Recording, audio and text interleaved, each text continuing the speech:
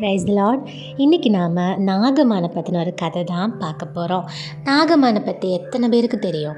நாகமான் யாருன்றதும் அவருடைய வாழ்க்கையில் என்ன நடந்ததுன்றதை பற்றியும் இந்த வீடியோவில் நம்ம டீட்டெயிலாக பார்க்க போகிறோம். இது 2 ராஜாக்கள் 5ஆம் அதிகாரத்தில் குறிப்பிடப்பட்டிருக்கிற ஒரு இன்சிடெண்ட். சீரிய நாட்டு ராஜாவோட படைத்தலைவன் தான் இந்த நாகமான். நாகமான் தன்னுடைய ஆண்டவனுக்கு ரொம்ப பிடிச்சவனாகவும் மிகவும் எண்ணிக்கையுள்ளவனாகவும் இருந்தானாம். ஆனால் என்னதான் ஆள்பலமும் என்னதான் செல்வமும் இருந்தாலும் நாகமான் சந்தோஷமாக இல்லை. ஏன்னா அவருக்கு குஷ்டரோகம் இருந்தது. குஷ்டரோகம்னு என்னன்னு தெரியும்ல, மாற்ற முடியாத ஒரு தோல் வியாதி. நாகமான் படைத்தலைவன் இல்லையா, அதனால சீரிய நாட்டில் இருந்து எங்கெல்லாம் போர் நடக்குதோ அந்த நாட்டையெல்லாம் வீழ்த்தி அங்கே இருக்கிற மக்களை அடிமையாக இங்கே சீரியா நாட்டுக்கு கூட்டிகிட்டு வரதே இவருக்கு ஒரு வேலையாக இருந்தது. இப்படி நிறைய பேர் சிறைப்பிடிச்சிட்டு வர கூட்டத்தில் ஒரு சின்ன பொண்ணையும் இந்த நாகமான் இஸ்ரவேல் தேசத்திலிருந்து சிறைப்பிடித்து கொண்டு வந்து தன்னோட வீட்டிலையே வச்சுருந்தாரு. அந்த பொண்ணு நாகமானுடைய மனைவிக்கு பணிவிடை செஞ்சிட்ருந்தா. ஒரு நாளைக்கு இந்த சின்ன பொண்ணு தன்னுடைய நாச்சியார், அதாவது நாகமானுடைய மனைவி கிட்ட பேசுகிறா. என்ன பேசுகிறான்னா, சமாரியாவில் ஒரு தீர்க்கதரிசி இருக்கார், அவரை போய் நாகமான், அதாவது என்னுடைய ஆண்டவர் பார்த்தாருன்னா அவருடைய குஷ்டரோகம் அவரை முற்றிலும் விட்டு மாறும், அவர் அதுக்கு உதவி செய்வார் அப்படின்னு சொன்னான். இதை கேள்விப்பட்ட நாகமான் உடனே ராஜா கிட்ட போகிறாரு. சீரியா ராஜா கிட்ட போய் இந்த மாதிரி ஒரு இஸ்ரவேல பெண் என்கிட்ட சொன்னால் இது நான் பண்ணலாமா வேண்டாமா அப்படின்னு ராஜா கிட்ட போய் கேட்டார். உடனே ராஜாவும், நல்லது, நீ போயிட்டு வா, நான் ஒரு எழுத்து எழுதி உனக்கு தரேன், நீ அதை கொண்டு போய் அந்த இஸ்ரவேல் ராஜா கிட்ட கொடுத்தா போதும், அவர் இதுக்கு அனுமதிப்பார் அப்படின்னு சொல்லி அனுப்புகிறாரு. உடனே நாகமான் என்ன பண்ணார் தெரியுமா?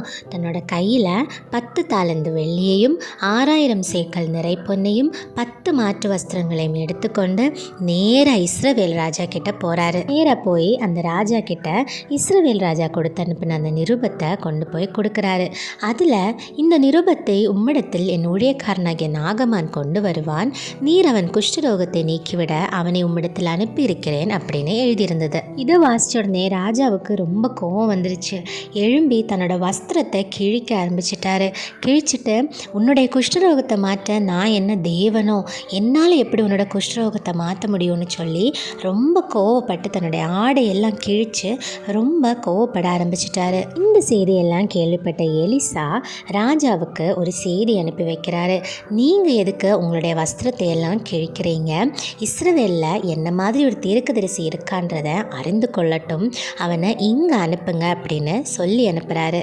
இதை கேட்டோடனே நாகமான் என்ன பண்ணாருன்னா, அங்கிருந்து கிளம்பி தன்னோட குதிரையும் தன்னோட ரதத்தையும் எல்லாத்தையும் இழுத்துட்டு நேராக எலிசாவுடைய வாசற்படியில் போய் நின்னார். எலிசா தீர்க்கதரிசி உடனே என்ன செஞ்சார் தெரியுமா? ஒரு ஆளை அனுப்பி நாகமான் கிட்ட சொல்கிறாரு, நீ நேராக யோர்தான் நதிக்கு போய் 7 தடவை ஸ்நானம் பண்ணு, அப்போ நீ சுத்தமாவ.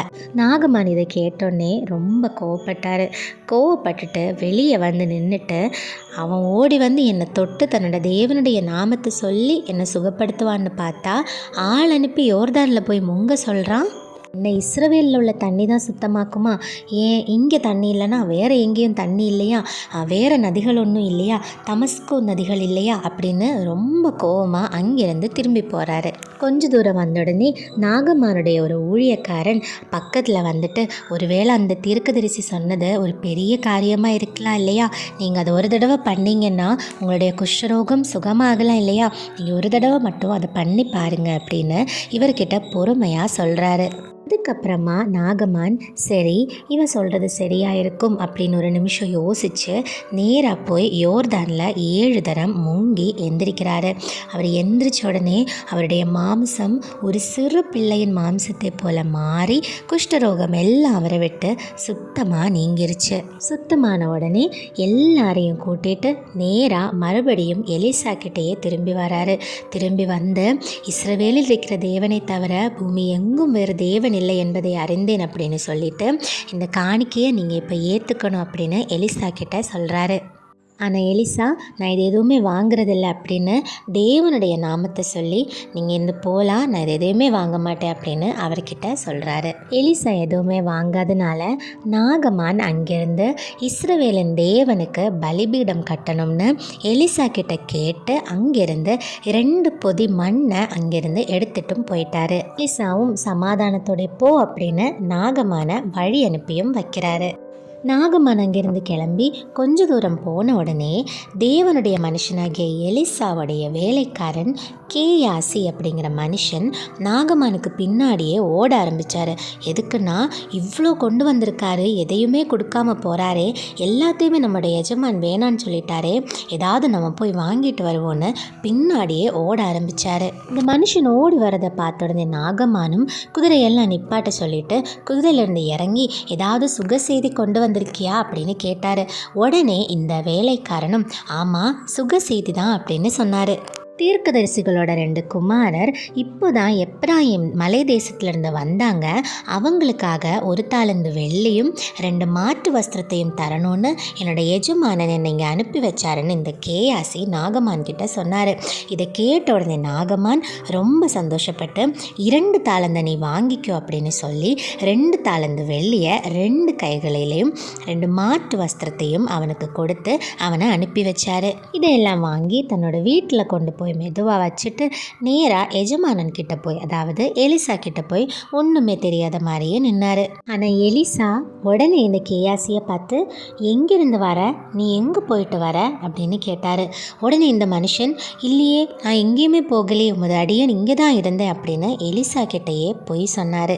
நீ அந்த மனுஷங்கிட்ட போய் பணத்தையும் காசையும் கேட்குறப்போ என் மனம் உன் கூட வரலையா, உனக்கு தப்பு தோணலையா அப்படின்னு கேட்டுட்டு நாகமானுடைய குஷ்டரோகம் உன்னையும் உன் சந்ததியும் பின்தொடரட்டும் அப்படின்னு எலிசா இந்த கேயாசிக்கு ஒரு பெரிய சாபத்தை கொடுக்குறாரு. உடனே கேயாசியோடைய சரீரம் ஒரு உறைந்த மேகம் போல ஆகி மொத்தமாக குஷ்டரோகத்தால் பாதிக்கப்பட்டார். கர்த்தருக்காக நின்று கர்த்தருடைய ஊழியத்தை செய்கிற ஒரு மனுஷன் என்னதான் செல்வம் வந்தாலும் கர்த்தருக்காக உண்மையோட நின்று ஊழியம் செஞ்சால் அது அவனுக்கு 100% ஆசீர்வாதம் தான்.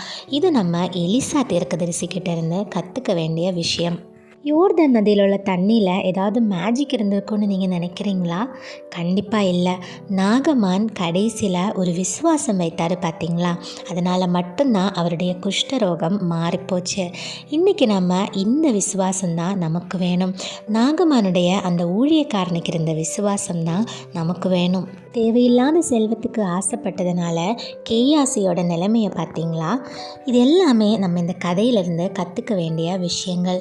நாகமானுடைய விசுவாசம், கேயாசியுடைய பேராசை, அதனால் அவனுக்கு வந்த ஆபத்து, எலிசா தீர்க்கதரிசியுடைய பொறுமை, செல்வத்து மேலே வைக்காத ஆசை, அதனால் தேவன் கொடுத்த ஆசீர்வாதம், இதெல்லாம் தான் நம்ம இந்த கதையிலிருந்து கற்றுக்க வேண்டிய விஷயங்கள். அவங்க எல்லாரை விடவும் ரொம்ப முக்கியமான கேரக்டர் இந்த சின்ன பொண்ணு தான். நாகமான் அடிமையாக கூட்டிகிட்டு வந்த பொண்ணு தன்னுடைய எஜமானருக்கு குஷ்டரோகம் மாறணும்னு உதவி பண்ணியிருக்கா. நம்மளை இருந்தால் அப்படி பண்ணுவோமா? நம்மளை எங்கேயோ அடிமையாக கூட்டிகிட்டு போய் வச்சுருக்காங்க, கஷ்டப்படுத்துகிறாங்க, நம்ம அவங்களுக்கு உதவி செய்யணும்னு நினைப்போமா? கண்டிப்பாக நினைக்க மாட்டோம். ஆனால் இந்த சின்ன பொண்ணு தன்னுடைய சின்ன வயசுலேயே அவருக்கு உதவி செய்யணும்னு நினச்சிருக்கா. இந்த கதை எல்லாருக்கும் புரிஞ்சிருச்சா? புரிஞ்சிருந்தா கண்டிப்பாக கதைக்கு ஒரு லைக் பண்ணுங்கள். இன்னி நீங்கள் 2 ராஜாக்கள் 5வது அதிகாரத்தை ஒரு தடவை வாசித்து பாருங்கள், இன்னும் கொஞ்சம் கிளாரிட்டியாக உங்களுக்கு புரியும். இந்த கதை பிடிச்சிருந்தா மறக்காமல் உங்கள் ஃப்ரெண்ட்ஸுக்கும் ஃபேமிலிக்கும் ஷேர் பண்ண மறந்துடாதீங்க, சப்ஸ்கிரைப் பண்ணவும் மறந்துடாதீங்க. நெக்ஸ்ட் வீடியோவில் இன்னொரு கதையுமா உங்களை நான் மீட் பண்ணுறேன். God bless you all abundantly. Praise the Lord. Amen.